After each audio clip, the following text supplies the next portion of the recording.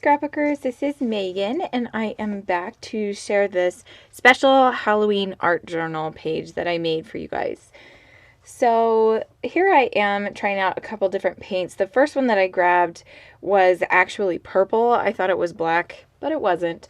So then I went through my paints that I have to the left of me, and here I'm just going to use a paintbrush to paint the background black. And the inspiration piece for this Halloween spread was a lot of fun to use. I decided to take that little skinny image of the spider web that was made out of droplets and then the moon, and that's kind of what my art journal page is going to be based around today. So here I'm just making sure that all of the both sides of the page are black, and then I'm going to let it dry overnight, and so just so that it is completely dry, and then there's less warping if I don't have to use the my heat tool. And I apologize if you can hear my dog. He will not leave my side. He's very in love with people, and so I can't shut him out of my room. Also, he's only 10 months old, and I'm afraid of what he'll do if I shut him out of my room. He'll probably eat the house or something. I don't know. But, yeah, okay. So now that I have left it overnight, it is all dry. And now I'm going to mix up some white paint with just a little bit of water. And the reason why I wanted to use some water with it was because I wanted it to be a little bit more drippy, I guess you could say. I wanted it to be, I don't even know what the word is, but more liquidy, I guess. So here I'm just going to mix that up a little bit, and it's going to take a little while for me to do that, because I didn't get enough paint at first. Okay, so now here what I'm going to do is I'm just going to dab my paintbrush on the page. And at first I was thinking I was just going to do that left-hand side and just have that be the spider's web. But then once I finish up with it, it just doesn't look complete, and so I'm going to continue on to the second page. So here's where I do that. And I'm just doing little drops. Well, I'm dabbing, I guess is what I mean, not drops. And I like the way that look, but really, I didn't want to completely copy the image that I, really got the inspiration from. But at the same time, I kind of did. And so this is why I'm like, okay, what am I going to do here? So I just decide, I'm just going to make it look like a spider's web. So that's what I'm doing. I'm just kind of doing little strands every 2 lines. And then I'm going to just draw straight lines down each row of dots. So I really didn't even need the dots, but I mean, I guess it just kind of got me thinking about what exactly I wanted to do. So here I'm all done with all those lines, and I'm okay with how it looks. Like, it doesn't look as good as I wanted it to, but I mean, that's just kind of how art journaling is. You just kind of go with the flow and try to figure out what you want to do as you go along. So here I did have this circle that I had previously cut out on my silhouette, or I might have just punched it with a punch, because I do have a big circle punch. And then I also had these little eyes. I don't know what you call those, but like the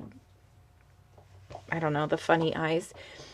So I'm going to glue those onto this black piece of paper and have them be the eyes, and I'm going to make this a spider. So I'm going to actually have a spider on my spider's web. And now I'm thinking, well, I need something for the legs of the spider. And I knew that I had some pipe cleaners, but I wasn't sure if I had some black ones. And so I pulled out this this white piece because that was the only pipe cleaner that I found, and then I saw that I had some beads and I was like, well, maybe I could put the beads on and have it be a little bit more dimensional, but I didn't actually have any black beads, so that didn't work out. So then I had this black cording in my craft stash, and so I'm just going to end up cutting off eight little strips of this, and that is what I'm going to use for my spider legs.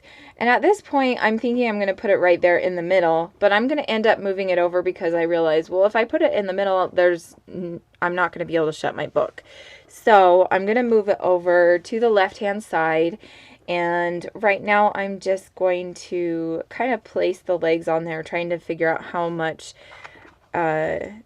space I wanted in between them.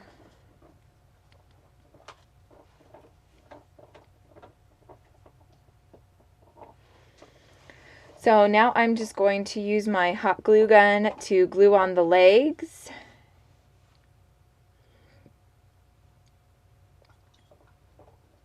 And I used a lot of hot glue. I probably didn't really need to use that much, but I just wanted to make sure that the legs stayed on to the back of the paper really well. Okay, so here I am finishing up that last placement of the last leg, and I'm really liking how that looks. So this is where I'm trying to decide which side I want it to be on, and I accidentally got some white paint on it, so I just was like, well, I'll just kind of put a little bit more on it. I guess not all spiders are black, and I don't know if I've ever seen a black spider. They're always like different colors, like brown or, you know, whatever. But anyway, sorry. Kind of rambling today. Anyway, so here I pulled out my pop dots, and these ones are really thick. I really like these ones. They are the Recollections brand, and I think I just got them for like $1 at Michael's in the dollar section that they have. So I just used my hot glue gun to glue down the sides where the legs were, and then the middle I just let the pop dots pop up the spider in the middle. Okay, so now I am trying to figure out what I want to do. So I took a break because I just wasn't really sure. Then I decided I didn't really like the look of the whole 2 pages being the spider web. So here I am going to paint over that right side of the page with some more black ink. And I really, really am glad that I did that, because it really wasn't, I really didn't like it the other way. So here I'm just painting a little bit of that web down on the bottom of that page. And then I'm going to let that dry for a little while again. And then I will come back and start embellishing and working on that right side. So here I am, and I'm ready to start working on that right side again. So here I'm just going to add a little bit more white paint to the bottom of that web. And that doesn't look that bad. I wish I would have just left it alone, but I think, yeah, I just kind of keep working at it. And now I kind of messed it up a little bit, but oh well, it's okay. Okay, so now here I am trying to figure out if I want to do like a quote with a brush, or if I just want to write it out with some gel pens or something like that. So here I'm going through my gel pens, and I pull out this gold one, and then I think I pull out a brown and a green and a yellow. And then also like kind of like a reddish gel pen. And I'm going to put those to the side and close up my book, and I'm going to use this scrap piece of white paper, and I'm going to write out Happy Halloween. And then I did find a quote that I wanted to use, and I'm going to practice writing out the quote with different fonts and things. I don't know if you call it font when you're using your own handwriting, but Yeah, so that's what I'm doing here is I'm just kind of practicing different handwriting styles and trying to figure out what way I like it the best.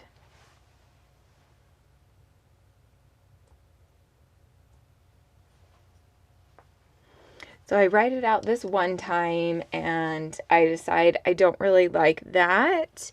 So I am going to try it again, and this time I decide to write out Happy Halloween, and I really, really like how I did the H's on that one. So I am going to, let's see, what am I doing here?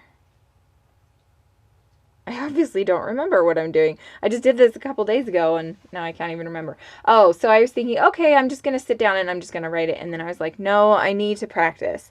So I practiced writing out the quote in cursive, and I really, really liked how that looked. And so that is what I'm going to end up doing is I'm going to write out the quote in cursive. I'm going to cut out the Happy Halloween that I wrote on the white paper, and I'm going to just end up using that.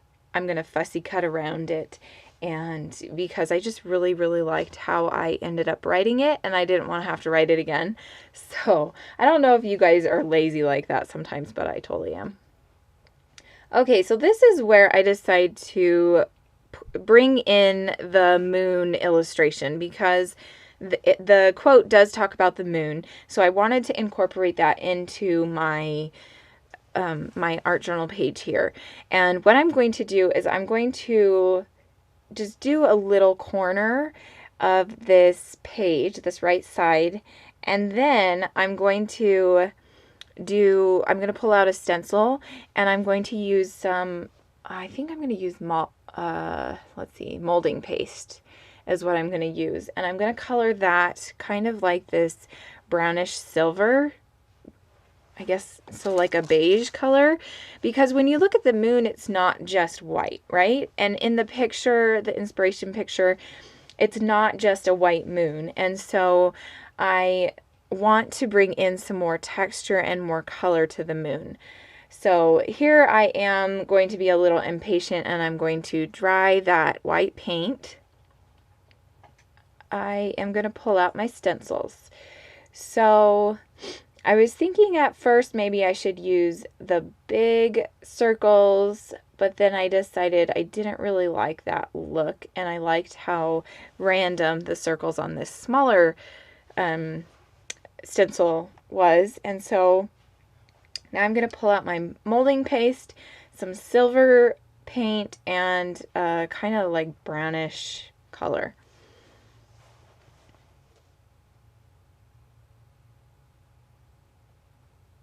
And this lid, or this packaging, really gave me a hard time. I don't know why it didn't want to come off. So here I'm just going to add a little bit of that brownish color, and then some silver, and then it's going to be a little bit too brown for me, and so I'm going to keep adding a little bit more silver, and then I decide to add some white. It's not light enough, and so I add a little bit of white, and then I'm going to start using it or putting it down on the page.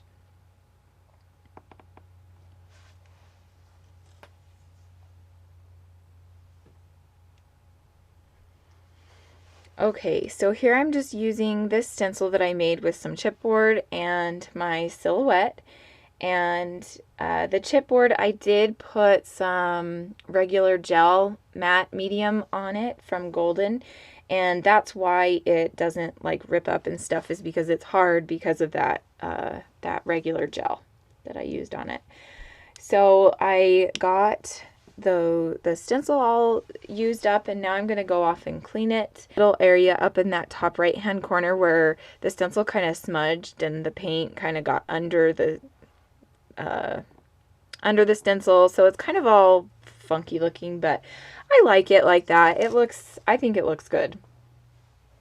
Okay, here is where I start cutting out my my Happy Halloween. So I'm going to cut that out, and then I'm going to glue it down using some Mod Podge. So I'm going to cut this part out because this takes kind of a while. So here I pulled out another piece of paper, and it's just a white piece of paper, and I'm thinking maybe I will just use that instead of writing on the actual page, but then I end up not really liking that idea. So here I'm just going to start writing out the quote, and I really like how my cursive turns out with this. I don't always do a really good job when I'm writing cursive, but I was trying really hard this time and it turned out awesome. I'm really proud of my writing in this one because I often hate my handwriting. So for it to actually look good is amazing. To me, at least. We're always our own worst critic, aren't we? So the quote that I end up using says, "The moon has awoken with the sleep of the sun. The light has been broken. The spell has begun." I just thought that was kind of a fun quote. And here I am, let's see, what am I doing? I don't know. I guess I was adding more black. I don't know why. I think a little bit of the white had shown through or something. I don't remember why.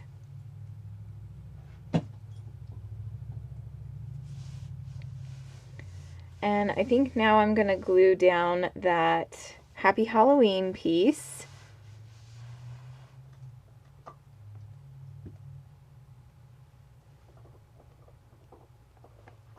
Sorry, you're going to hear my dog chewing now.